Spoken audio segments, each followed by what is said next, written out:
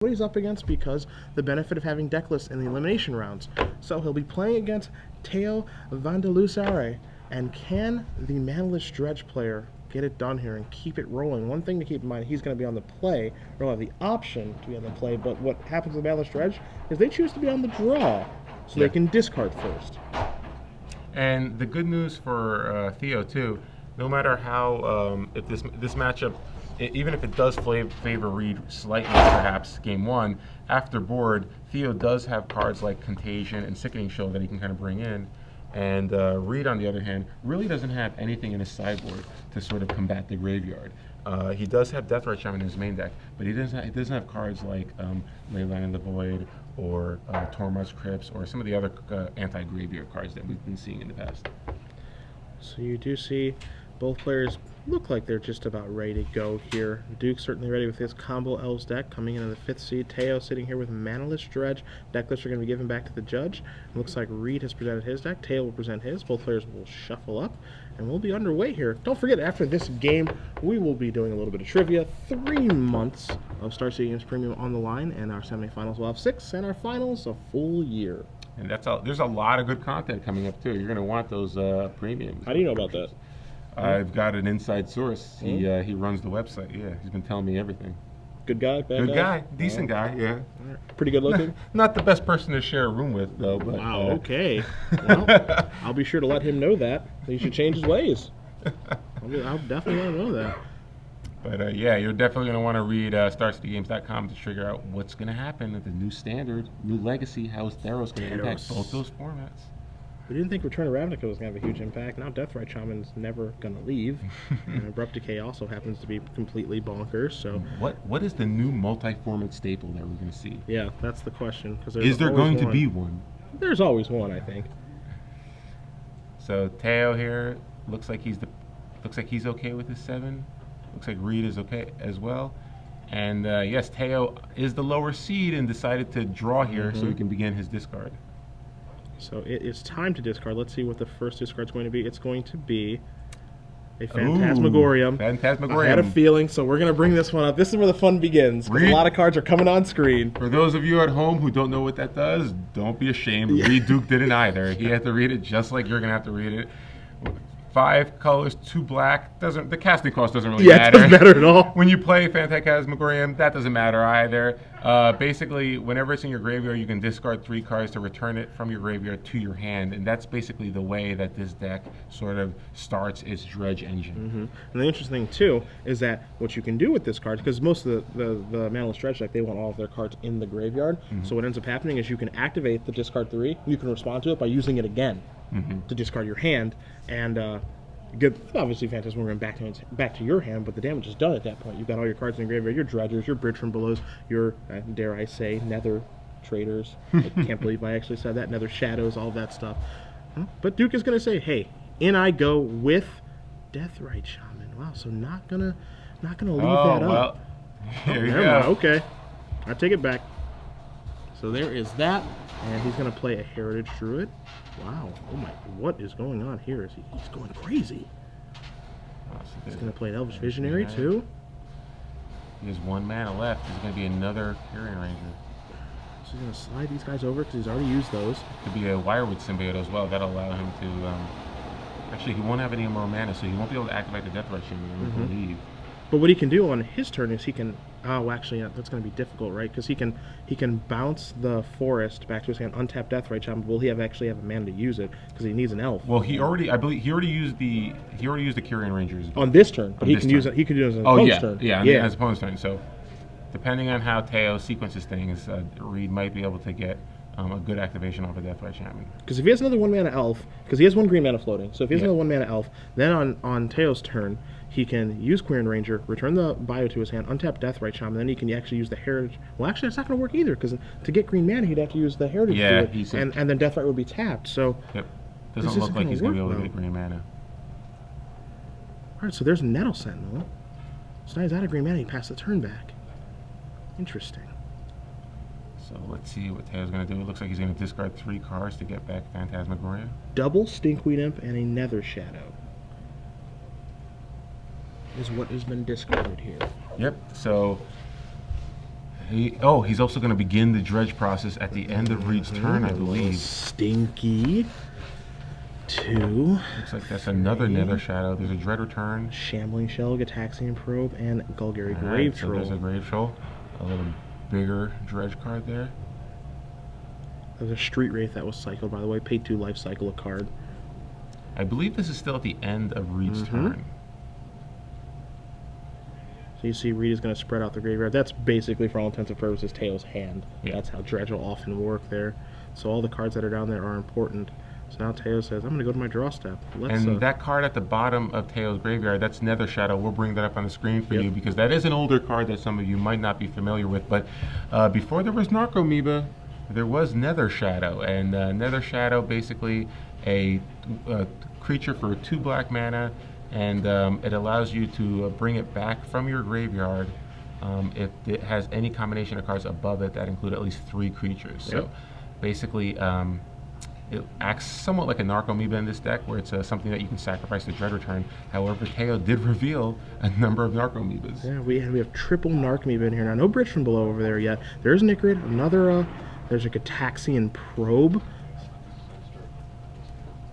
He's going to Reid's going to show him an Elves Visionary, a Creator of Behemoth, and a Glimpse of Nature. Those cards in Reid's hand not really of much consequence here. This probe is much more about dredging. Again, some of the cards that Theo did turn over off the Golgari Grave Troll for the draw step were Icarid, 3 Narcomoebas, another Nether Shadow.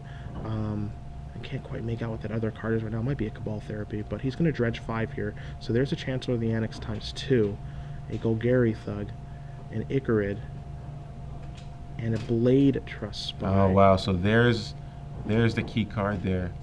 And we'll bring up the Spy on the screen now because that is the key card. Because what that says, for those of you who don't play very much Limited, is that he can target anyone until. And what this does, it comes into play and it makes you mill cards until you hit a land.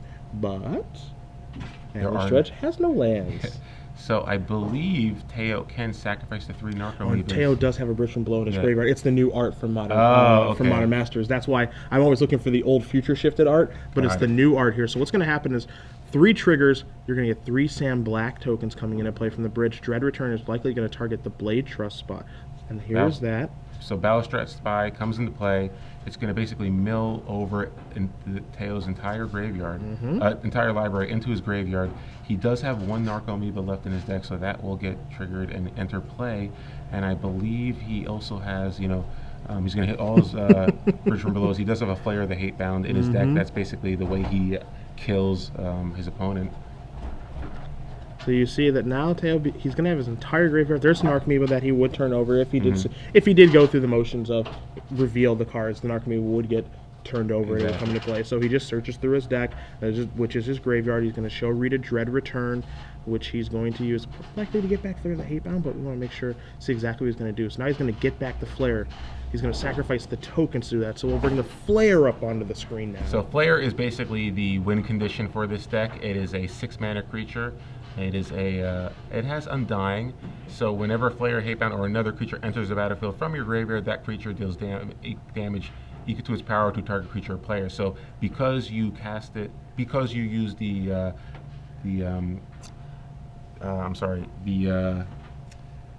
Dread Return to actually get it back into play, it deals 4 damage to Reid, and then you can start comboing off and casting all the other Dread Returns and just dealing more and more damage. So what exactly happens here is that Theo is going to cast a Dread Return. He's going to return something, but what's going to happen is that all these tokens are going to come into play from Bridge from Below, from the creatures he sacrifices. He's going to get a bunch of triggers, a bunch of 2/2s are going to come into play. Those Flare triggers are going to happen. Those are going to all go upstairs, a bunch of that. And then Golgari Grave Troll is going to come in. It's going to check the number of creatures in the graveyard, and then he's going to fire away with that as well. And that's going to be a huge punch in the face too. So basically what we're seeing here is a very convoluted way to kill someone on turn 2. Yeah. We're using a lot of words and trying to explain it, but yeah, so Reid Duke has essentially died on the second turn of the game. When his opponent chose to draw. Yes, where he willingly drew, and Theo is going to win game number 1 here against Reid Duke on his birthday. I don't care if you're 24 or not. You're down on turn 2, man. This is my tournament to win with Manless Dredge, as we are going to bring it back in the booth now. 24 years just to lose on turn 2. We'll bring it back in the booth here because it is trivia time, and I mean, I know what I'm going to ask because this is going to be a trivia question about this ridiculous Manaless Dredge deck. I'd be remiss if I didn't ask one. But for those who've never played before, very simply, I'm going to ask you guys a question. You're going to hashtag your answer on Twitter with the hashtag of SCG Premium, and we will announce the winner of this at the conclusion of the quarterfinals. So again, it's about accuracy, not speed. And the question is going to be a toss-up. It's going to be super easy for you guys. Within Theo's Manaless Dredge deck, he has a 6-mana red creature that he just used to kill Reid Duke. And if you can name that creature that Manaless Dredge used to kill the opponent all in one turn, hashtag your answer with the hashtag of SCG Premium on Twitter. And again, we will select one winner from the people who do get this answer correct. So it is about accuracy, not speed, at the conclusion of the quarterfinals. This deck is sweet. The hint is it's not Rorix. It's not Rorix. That's nice of you. It's That's not, the only it's hint not you'll Terrox Bladewing either. We'll each give you one. Is it, wait, hold on. Is it Thunderbolt Dragon? It is not Thunderbolt. Is it Stormbreath Dragon? It is not Stormbreath Dragon. Is it Shivan Dragon? It is not Shivan Dragon. I'm not good at this. So, sideboards. Well, not gonna cast any spells. Can't do that. As far as mana is concerned, so you take a look at the sideboard here for Theo. You're gonna find a bunch of cards that you can basically play for free. God, I love this deck. 4 Mindbreak Traps for your combo matchup, 4 Leyline of Sanctity as well. Then he's got 4 Contagion, 1 Cabal Therapy, and 2 Sickening Shoals. Of these cards, I think Contagion's the ones who want to come in against the Elf deck. Yeah, he's got 4 copies of Chancellor of the Annex, and I don't really think that's a card that he needs in this matchup necessarily. But then again, if you're able to get into play, maybe you can Reid will stumble. But I think in general, Chancellor of the Annex is probably weaker than Contagion in this particular matchup. I think the Sickening Shoal, too. In general, Sickening Shoal is probably more against a deck like Death and Taxes or Maverick, as a way to deal with cards like Scavenging Ooze and the like. But the card I definitely think is going to bring is Contagion, because it can kill a lot of the mana elves. It also is a way to deal with Death Right Shaman. Yeah, it's a fantastic sideboard card for this deck, and assuming he brings it in, we will certainly bring that up on the screen for you guys so you can review it at home. It does a little -1 counteraction. I think it's an Alliances card. Yes, it is. It's part of that cycle, right, with Bounty of the Hunt and the rest of those cards. Very, very old school card. Hey, we're not that old. We don't know the whole cycle. I know. Yeah, this feels good. This feels good. Reid Duke. What can he do to sideboard and help himself? You see a Scavenging Ooze, that one's pretty easy to bring in. Kusali Pridemate's not going to help much here, nor are the Abrupt Decays, nor the Mindbreak Traps. Progenitus, they can't provide a clock, but it's certainly a slow one. You've got 3 Cabal Therapies. Theo would like every card in his hand in his graveyard, so that's not really going to help. Same with those Thoughtseizes. And then the Natural Order, which is kind of slow, but he might want another one of those to get to the Critter of Behemoth kill quicker. That could be the thought process there. And this was basically the concern that Reid must have had going into this match, because again, we've seen this before in Legacy. Because of the variety of decks out there, you really can't be prepared for every combination that you might have to play against. So you're going to have to hedge your bet and just try to hope to dodge certain decks. And based on his configuration, he doesn't have a lot of cards in his sideboard to deal with decks like Dredge or Manaless Dredge in this instance. So definitely going to be interesting to see what he does here. I'm with you, though. He doesn't really have much beyond Scavenging Ooze, and maybe just a Natural Order just to get that Scavenging Ooze. We do have an update here for you guys between the Bryant Cook and a Jim Davis match. Now, you and I certainly expect Bryant to be able to win, and apparently during Game 1, Cook kept a no-lander. Cocky. I like it. He ended up comboing on turn 3, made 22 goblins via Empty the Warrens, but while going off, he had to Ad Nauseam, and he had to flip multiple times on 2 life. Wow. To go off. So he almost killed himself via Ad Nauseam, but was able to get there, make 22 goblins, and Davis clearly cannot put together a Goblin Sharpshooter with Haster at all, and ended up dying to the goblins. A fitting end for the goblin player. Fitting end. Yeah. Beating goblins. I think Cook was just trying to win with style. Yeah, trying to goad him. I feel like this matchup is so good that I'm going to risk losing several times and then beat you with your own creature archetype. In several different ways. Oh boy. Well, we figured he would win Game 1. I didn't think it was going to go down like that, but he is up a game. As Bryant Cook, your 1 seed in this tournament. I think the player in the top 8 that no one really has very much interest in playing against, the skilled Epic Storm pilot. As you see, Duke is done reviewing the sideboards here. Theo is shuffling up. Now, one of the things that actually ends up happening in this matchup too, Osip, is Manaless Dredge wants to be on the draw, so they can discard first, so you actually put them on the play, so that you delay basically the advantage of the deck. And now, it's very rare for this deck to mulligan because they can't really afford to. But yeah, if you're able to put them on the play, at least slows them down a little bit. Yeah, so they went on turn 3 as opposed to turn 2. Correct. Yeah. Correct. Yeah.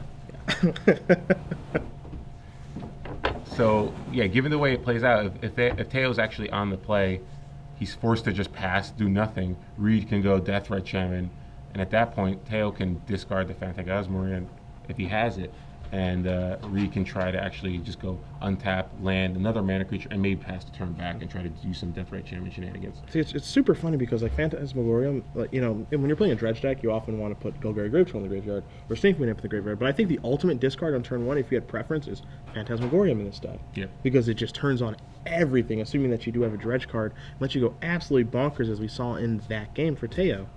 Now, let me ask you though, given how this game played out, do you think that Reid should have just played the Kieran Ranger, untapped Deathright Shaman, played the land, and passed back?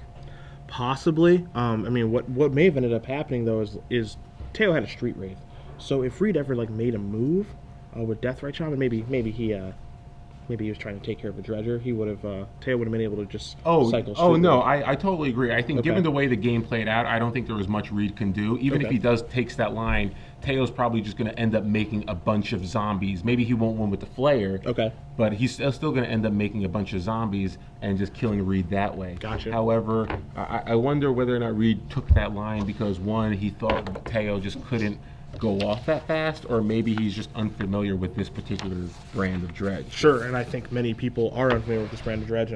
You know, it's just not a very commonly played deck. We'll take a look at some updates really quick for you guys as well, very quickly before we start this second game. Brian Brondwin up a game with his Sneak and Show deck over Jacob Lindy playing Maverick, so that's your 7 versus 2 matchup. And then Sean Tappan with Reanimator up a game over Tom Hertfelder playing Dead Guy Ale, which we're pretty sure was going to happen. It's going to be difficult. It looks like all the combo decks are up a game. It looks like Storm, Manaless Dredge, Reanimator, and Show and Tell. Legacy, baby. Legacy combo decks. Uh-oh, Chancellor of the Annex has shown up to the party. It's time to put that one up on the screen for you guys at home. I love the fact that we have to bring up all these cards. And Reid chose to let Theo play first. Yep. So Chancellor's going to come in, and there's a lot of text in this card, but basically all this says is that you can reveal it from your opening hand, and basically the first spell the opponent plays, they have to pay 1 more for. So he's basically going to blank Reid's first turn, which works out well for Theo because he wanted to be on the draw anyway. Yep. So pretty good situation for Theo right here. So, you know, the thought process here is, you know, Reid can basically throw an elf away, but what he can't do is play a turn 1 Deathright Shaman. Yep. And that's I don't think that's the exact reason it's in the deck, but it certainly doesn't hurt. No, it doesn't hurt. It makes life difficult on Dukes. Now he has to consider, what can I do about this? Because here's the thing, if he waits until turn 2, this effect takes place the entire game until he plays his first spell. Yes. So if he waits and plays Deathright Shaman on turn 2, he's going to have to pay 2 mana for it, 1 for its casting cost and 1 for the Force Spike. He's just going to play Dryad Arbor and pass the turn back. So here we see, looks like Theo's going to draw for the turn, and I expect him just to discard. It looks like he did board in the Contagions, so I'm not sure what he boarded out for the Contagions, but he does. It looks like he has them in his hand, which actually pretty good against Dryad Arbor. Yeah. Allows him to put multiple -1/-1 counters on any number of creatures he chooses by pitching a black card, I believe. Really bad movie, though. really Actually, not very good. I like Contagion. Yeah, I thought it was that's just one of those HBO classics. Yeah, it makes I'll watch it whenever it's on. You see, Teo's going to discard a Golgari Thug, so that's his dredger that he has so far. So it'd be great here if Reid is able to go Forest, or even better, Gaia's Cradle, Deathright Shaman, pay the 1 go. Theo can actually discard Contagion, deal with the Dryad Arbor and the Deathright Shaman. And then the Cradle's off. And then the Cradle would be off. So that would be a great turn for Theo. But you're a cruel human. So it's his birthday. He's gone. Yeah, I think Reid just gave up. He's gone. Decided to leave. Doesn't want to. Yeah. Reid just has a question for the judge. You wanted to step away from the table. It's your fault. Yeah, Teo's kind of wondering what's going on. Well, the fact is, Theo, you're playing a very complicated deck. So Reid has some questions. Yeah. To be fair, this can't be the first time this has happened today, right? For one of Teo's opponents, where Teo's opponents probably have like, how does this work? Yeah. What's happening? Theo, I don't understand. You're playing a deck with a number of rares that are in the junk rare box that people kind of gloss over. Yeah. So it's natural for them to ask questions. But you put them together. It's unstoppable. Reid Duke. Round two. Hey, this ain't the World Championships, Listen, baby. Reid Duke is one of the best Magic players in the world against decks that he understands. This he plays on Moto a lot, but this is probably not a deck that he's played against a lot. I don't think so. It's gonna be tough. So Reid Duke, it's interesting to see him Flustered. flustered, Yeah, he's flustered. flustered and flummoxed almost. Yeah. Reid Duke, not accustomed to seeing Reid, looking so disheveled. You got any more big words you want to throw out there? I think you got a couple more there in the repertoire. Although his hair still looks fantastic. Yeah, well, some things never change. So Theo's just looking at his hand. Now he has some time now to figure out what he's going to do, but it looks like he's basically on autopilot. It looks like he knows this deck inside and out. Yeah, for sure. I mean, you saw the way when he was going off, the triggers, the Narcomoebas, all of that stuff, knowing what he wants to accomplish every step of the way. So you can certainly believe that he knows exactly all the intricacies, of his deck. And he's just waiting to dredge that Golgari Grave Troll. It's just like, come on, let me. It's just 4 cards. That's all. Oh, wow. So a little update from one of our other matches. I was worried about this, the Jacob Lindy BBD match. Apparently the Jerry Thompson avatar has entered play in BBD's match, which means the Dark Depths has turned into a 2020 indestructible We see creature. Theo right now getting his Sand Black tokens ready. Reid, those are coming for you soon. That is not a good sign. Yeah. If your opponent just pulls out a pocket full of tokens, that is never a good sign. Yeah, so Jerry Thompson is attacking on one side. Sam Black just got done thrashing one player on the other. It's getting hot and heavy here in Philadelphia. There's and a bunch of 22 Cedric Phillips tokens were created in the I other match. just slayed Jim Davis. Wow, the Star City Game tokens are really having a field day here Wow. in the top 8 of this Legacy Open. I don't want to slay my own man, the Goblin deck. I didn't want it to go down like this. Yep. All right, Reid, with a hearty grin, trying to figure out exactly what to do. I'd be in the same spot as him right now, honestly. Reid Duke is adorable. Simply adorable.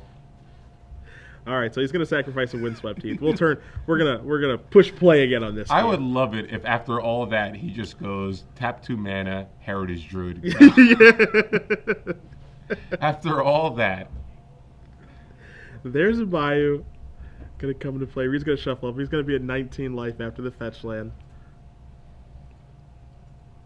All right. So yeah, that Chancellor of Annex is still live. It's so funny how annoying that card is and how it's so bad after turn 1. Yeah, but it like is. it's super annoying So- after on turn 1. It's so bad, except on turn 0. All right, there's Deathrite. You're gonna pay 1. Okay.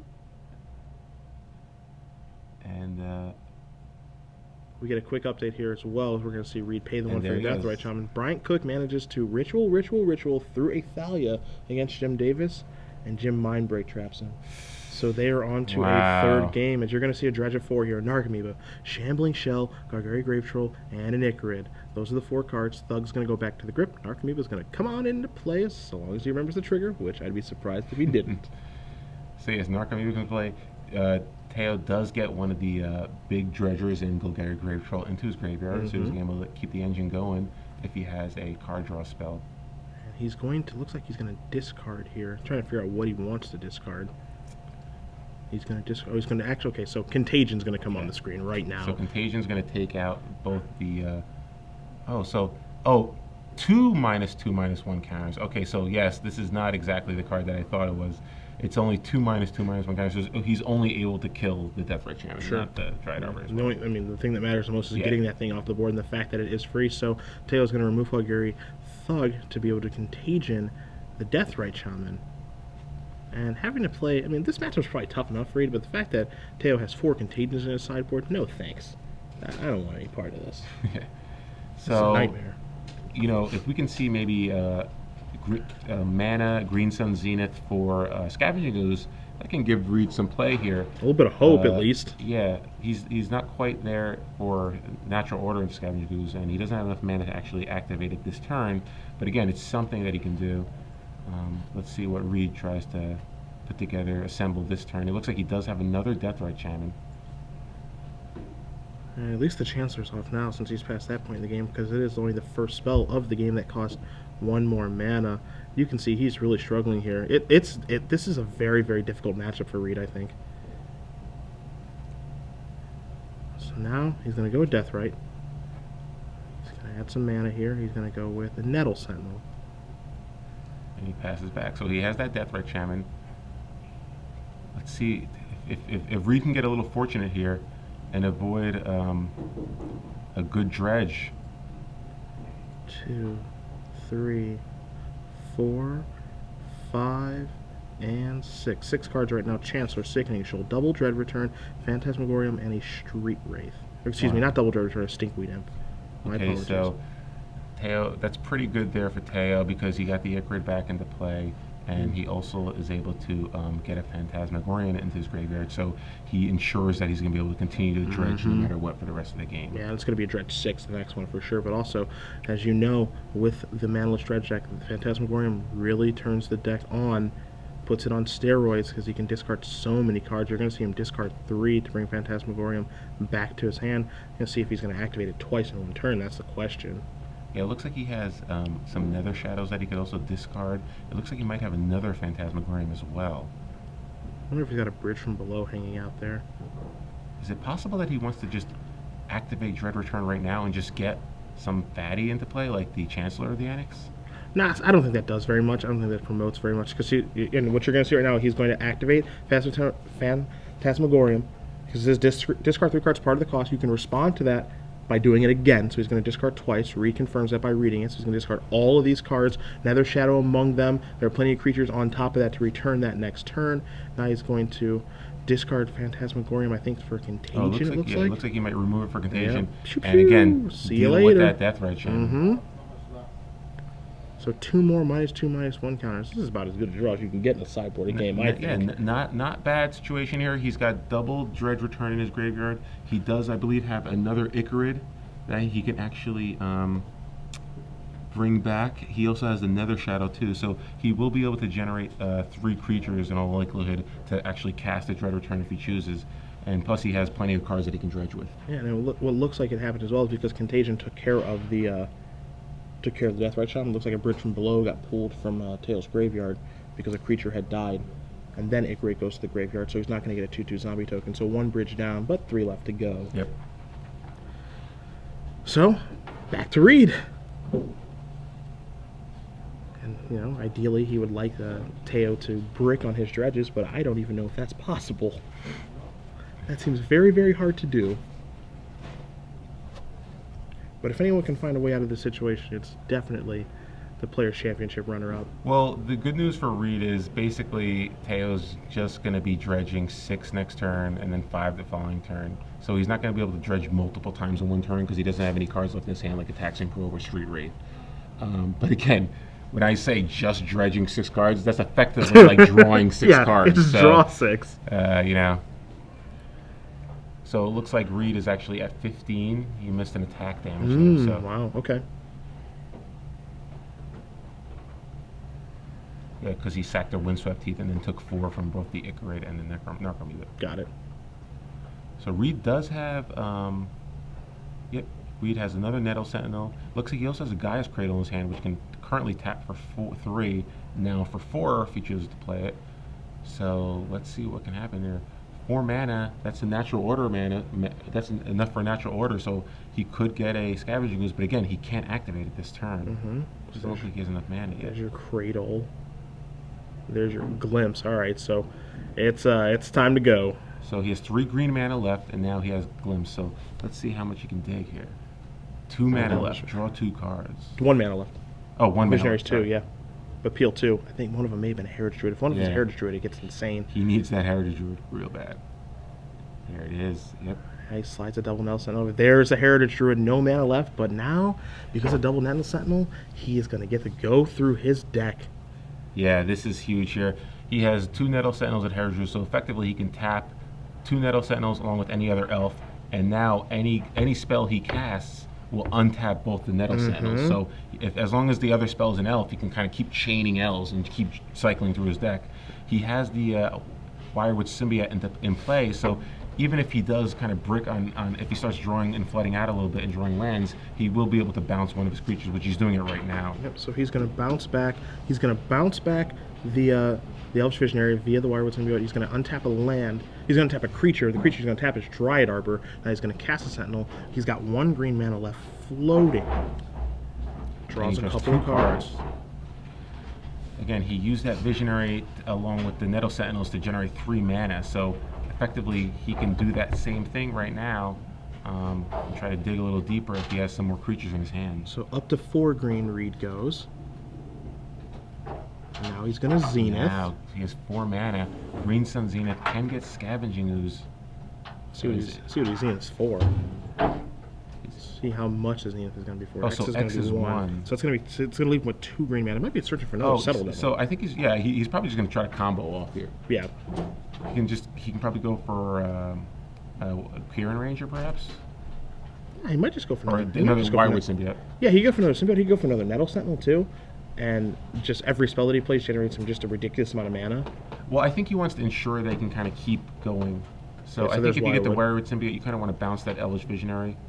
And just make sure that you can keep going. Exactly. Okay. So he's got 2 green mana floating right now. Yeah, because even the Scavenging Ooze isn't really going to do that much now. No, I think we're off the Ooze plan. I think we're on the kill you plan. Yeah. I don't think Reid wants to play another turn this game. Let's get a Craterhoof Behemoth and just blow you out. Yeah. I think that's the plan there. And he does have creatures that can attack this turn. I think it's just a Nettle Sentinel. Yeah, so he can Dryad Arbor too. He can tap the Dryad Arbor for mana, then return. Actually, no. He probably just he taps the Dryad Arbor for mana, returns the Elvish Visionary to his hand, replays it, taps Heritage Druid Nettle Sentinels for 3 mana, then replays it to untap the Nettle Sentinels. So he's going to have plenty of mana to work. Yeah, mana is not going to be an issue. It looks like he might just need cards. Yeah, it's really at the point here where he doesn't want to start flooding out. Like, he doesn't want to keep drawing non-creature spells. It'd be bad if he drew Behemoths, too. Because he needs a natural order into him. That's the thing. I mean, he might have enough mana to hardcast one.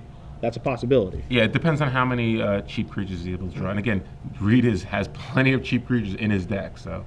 So Duke is going to go up to 5 green mana. He's going to tap the Dryad Arbor. He's going to have 6 green mana now. So 6 mana, return. Yeah.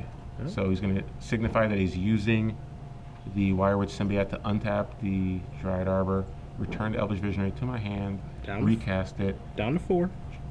Glimpse trigger, Elvish Visionary trigger on the stack. Nettle Sentinels untapped. Now I'm going to draw 2 cards, one off the Glimpse, one off the Visionary. Should we keep track of the Storm too? I don't think Storm's going to be relevant in this match, Cedric. Thank God. So 4 green mana left, and he's got access to that Dryad Arbor. So now we're going to go up. We're going to go up. And it's funny because Theo was doing all this stuff early on. You kind of forget that. Oh yeah, that's right. Reid is kind of a combo deck too. So Reid just casts Craterhoof Behemoth. Yeah. Red zone. Reid knows that one of his Nettle Sentinels. He's got a bunch of triggers here. So how big? It looks like it's 21 points of damage. Yeah, jeez, wow, unreal. Reid Duke. He overcame 2 contagions that game. He overcame 2 contagions. Overcame the Chancellor for 0, which basically stopped his turn. So yeah, Reid Duke managed to. Thanks to a timely Gaia's Cradle draw, really was able to propel right into the win right there. So impressive win there for Reid. Reid likely going to be on the play now in Game 3 because it's Theo's choice, and we know that Theo likes to draw first. Yep, so that's what his deck does want to do. We got a quick update for you guys really quickly. Sean Tappin, Reanimator, defeats Tom Hertfelder 2-0. Not a terrible shock there. I think it was I think it was very, very favorable for Tappin. So he's going to be playing the winner of the Brian Bronwyn Jacob Lindy match. I think those guys are in game number 3. I think Jerry Thompson, being 2020, was good enough to take game number 2 down. I'm wrong, which is awesome. So Jerry Thompson being an Avatar token, not good enough to take it down. BBD wins 2-0 through the breach. Oh my goodness. BBD was able to use a through the breach, put a Grizzlebrand in to block the 2020 for a turn, probably draw a boatload of cards, and then kill him on the next turn or something of that nature. But either way, at 2020, not good enough. BBD on to the semis. So much for that Jerry Thompson token. It's the last we'll see of that. Should have just made the GOAT. So both players reviewing the opponent's deck list right now, just making sure that their sideboard plans are correct. Reid has a little more information, so he knows about the contagions, he knows about the sickening shoals, but again, I don't think it's really going to change his game plan that much. I think Reid's game plan just has to be try to go off as fast as possible. He is on the play too. Don't care about the graveyard manipulation as much, just try to go off as fast as possible. I mean, even we were kind of thinking, oh, can he go for Scavenge Goes here and trying to? It's like, oh wait, no, he can just win. You know? Yeah, yeah. Reid's deck can be very quick. So I think Reid has just to focus on trying to go off as fast as possible. And maybe Theo, the speed in which Theo was able to go off in game 1 was just an anomaly. You guys wondering about the Bryant Cook Jim Davis match? They're in game number 3 here. Boy, I would be very impressed if Jim is able to take down that third and final game, but we'll see. Well, if anyone can, Jim is pretty much a goblin expert. He's been playing the deck forever. Top 8 at a Legacy GP with the deck, I believe. So. Yes. He can play some goblins, that is for sure. So, Theo, and thinking back to the first game that Theo won, this deck obviously can do pretty abusive things, but it really came down to him being able to dredge multiple times in one turn. So if he doesn't have those hands where he has Gitaxian Probe and Street Wraith, I'm not sure he's as fast as Reid's deck can be. Yeah, no, I agree. It really comes down to him being able to dredge multiple times in one turn. It's just super crazy to me that game he was able to. I felt like he dredged really well, hitting a Phantasmagorium, hitting Golgari Grave Troll, all that stuff, and had 2 Contagions to take care of 2 Deathrite Shamans. Yeah. And wasn't able to win. That's crazy. Well, there's really not. The thing is, he's not able to do that much if he doesn't hit like Dread Return, my Baltrum Spy. If he hits those cards, then he can go really quick. Yeah. But in order to dig to that, he needs to dredge multiple times within a turn. Sure. And there is a good chance that he can get to that. But in game 1, he did have a Gitaxian Probe, he did have a Street Wraith, so I think that's kind of why we were able to see him go off so quickly. Gotcha. Whereas in game 2, he didn't have those cards, so he's forced to have to just dredge normally each turn. Sure. And Reid's deck is just a little faster in those situations. Either way, Duke going to be on the play because Theo's going to put him there for game 3. And we'll see what's going to happen here. It's been a really, really good match so far. Got 2 just... This is Legacy, my friend. This is Legacy. Just 2 crazy, crazy decks just battling it out. And as you mentioned, we've got 2 unfair decks through already in Reanimator and Sneak and Show. No fair stuff here. It's certainly no Painter's Servant and Blood Moons. Get that weak stuff out of here. This is abusive decks that do crazy things and make people not want to play Magic anymore. I have no interest in playing more than 2 or 3 turns. I love it. Looks like Theo's going to keep. You can't mulligan. You can't mulligan. Yeah. All right, the Duke. And, Thoughtseize. I like this. I like this I a love lot. this. It's going to take you a little while to discard, buddy. Yeah, you're not discarding this turn. All right, so here's the hand.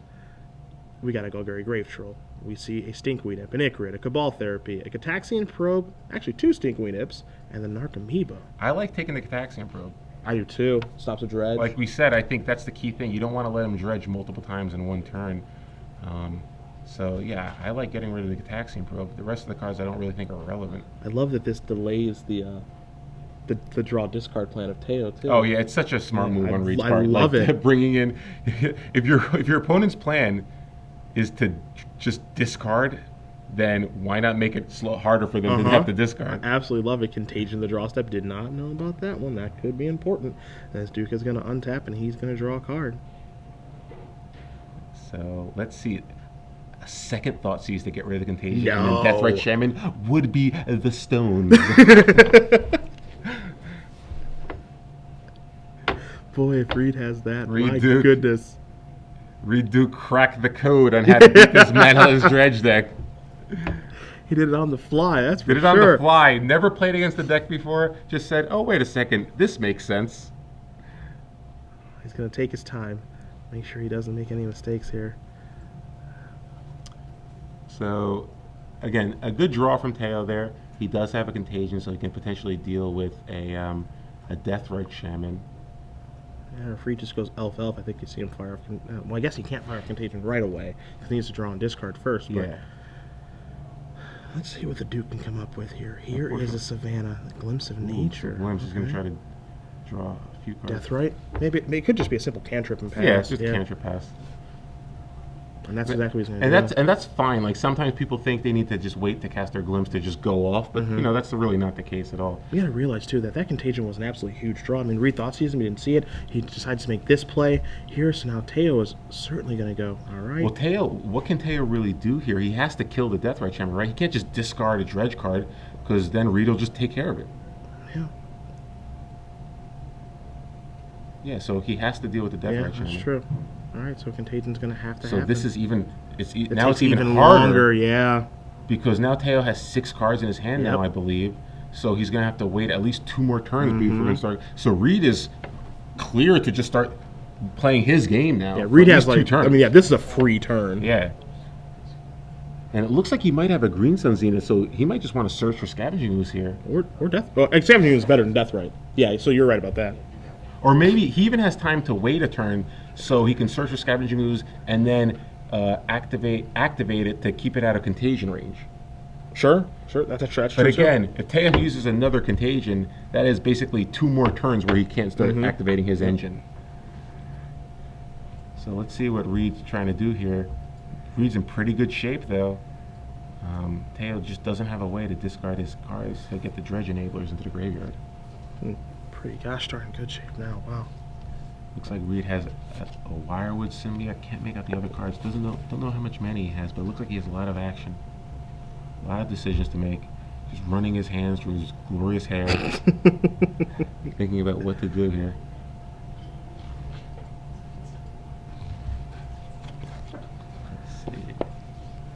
I love watching him play. Taking his time. It's just turn 1 Thoughtseize. So good. Yeah. I'm playing against a dredge player. Let me just bring in Thoughtseize. 3 mana. Is it going to be? All right, it's yeah, so it looks like he's just going to go for it. He doesn't care about the contagion. And I like this play. Again, if he has a contagion, he can deal with Scavenging Ooze now. But again, who cares? That means that there's basically 2 more turns that Theo's not going to be able to start discarding anyway. Yeah, and what are the odds that he has the second one anyway? Yeah, and because he did Thoughtseize him. Yeah, so. and the thing is that he has to have the contagion right now. Yeah, he basically needs to top that contagion because Reid Thoughtseized him on turn 1. He knows what's in his hand because the contagion was obviously the first card he drew. So yeah, Reid's just like, forget it, I'm going for it. And as you mentioned, and he definitely thought about it. It definitely seemed like he was thinking about whether or not he can afford to wait a turn. But nope, just goes for it. It just says draw go, so there's no contagion there, and so that means Scavenging Ooze can get out of contagion range. And one of the things about the Manaless Dredge deck is it can't be hate at all. Yeah. Because how is he going to interact with Scavenging Ooze? He just can't. Once it's a 3/3. And we know he doesn't have a contagion here, or he would have used it. So just 1 activation of the Scavenging Ooze will keep it off of any top deck contagions. Although Theo does have Sickening Shoal, so Sickening Shoal isn't out. But again, that will make it very difficult for Theo to have to start discarding his dredge enablers. Yeah. So he could just start losing to the beatdown creatures. Boy, so Reid, he's going to play a Verdant Catacombs. He's going to get into the red zone here. He's only going to deal 2 points of damage. Could remove Scavenging Ooze, choosing not to. Let's see if he's going to do anything this turn. He's going to tap some manas. Here comes a Green Sun Zenith for 0. Yeah, and I like this. He's just ramping up. He just wants to get mana out there. He kind of knows that Scavenging Ooze is very difficult for Theo's deck to deal with. He's seen his list. He knows what to expect. So he's just getting mana out there, making sure he's going to have plenty of activations of that Scavenging Ooze. Could also be getting that Dried Arbor for the natural order to use for natural order. Maybe search for Creative Beam just to get the game over with in 1 fell swoop, so we don't have to play very many turns. Don't give Theo any extra draw steps here.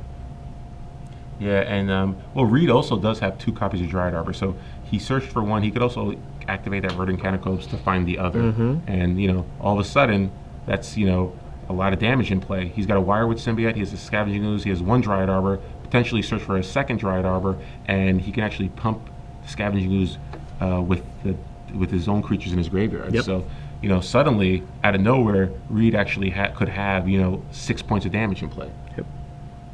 And so now Theo is going to have to go to his discard step, but before we get there, Reid is going to sacrifice Verdant Catacombs because the discard is the very end of the turn if that does occur from Theo. So before we do get to that point, he's going to search for that 2nd Dried Arbor, as you mentioned. So it feels like a Creative Behemoth coming on to me.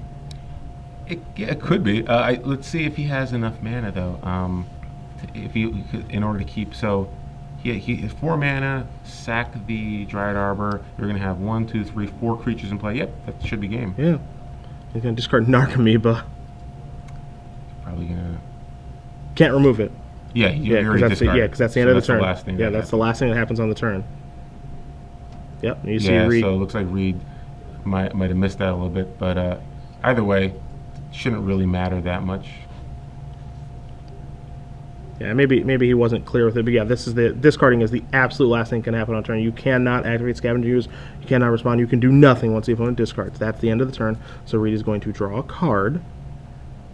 And again, still sitting perfectly fine because they're discarding a Narcomoeba, but that's... Yeah, I mean, Natural Order obviously wins him the game right here, but he doesn't really need it. No, he doesn't. That's the thing. I think if he just attacks with Scavenging Ooze, Wildwood Symbiote, Dryad Arbor, that is probably enough. Yep. Just leave those 3 mana up, and make sure you have enough to sort of activate Scavenging Ooze multiple times. But he's tapping 4 mana. And I know what that signifies. It looks like it's going to be Natural Order time. Well, it's definitely not Urnham Jin. Yeah. So, yep. Maybe he's thinking about Sickening Shoal. Does Theo have Sickening Shoal in response? But no, no response. Creative Behemoth is going to come into play. There are 4 green creatures in play, so it'll be 4 creatures in play. So everything is going to get +4/+4 and trample this turn, and that is 16, 21, 22, 23, 24. That is 25 points of damage. And by my math, that's more than 17. Yes. Theo would go to -8. Okay. So Reid Duke here. All because of that Thoughtseize. Jeez, that Thoughtseize. That sweet, sweet Thoughtseize. Reid's going to turn everything sideways and says, Theo, do you have anything? He says, I got a handshake. That's it. Wow. Reid Duke. Reid Duke. That Thoughtseize was huge. Not only did it prevent Theo from discarding, but it got a Gataxian Probe, which prevented Theo from actually dredging twice in one turn, which is what we talked about, how that is one of the ways Theo's deck can actually go off faster. So great job by Reid Duke there. Wins the game 2-1. You know, game 1, I think he kind of got caught by surprise in terms of how aggressive, how quickly that deck can win. Yep. But, you know, Reid's brain started cranking. He started figuring out the code and figuring out what he needs to do to win. And sure enough, he figured it out and was able to win the last two games. A really game effort there by Theo van Doosselaere. But Duke figured out, he cracked the code. Cracked the code. Said, and Elves will be moving on. We'll see who's going to be facing, because I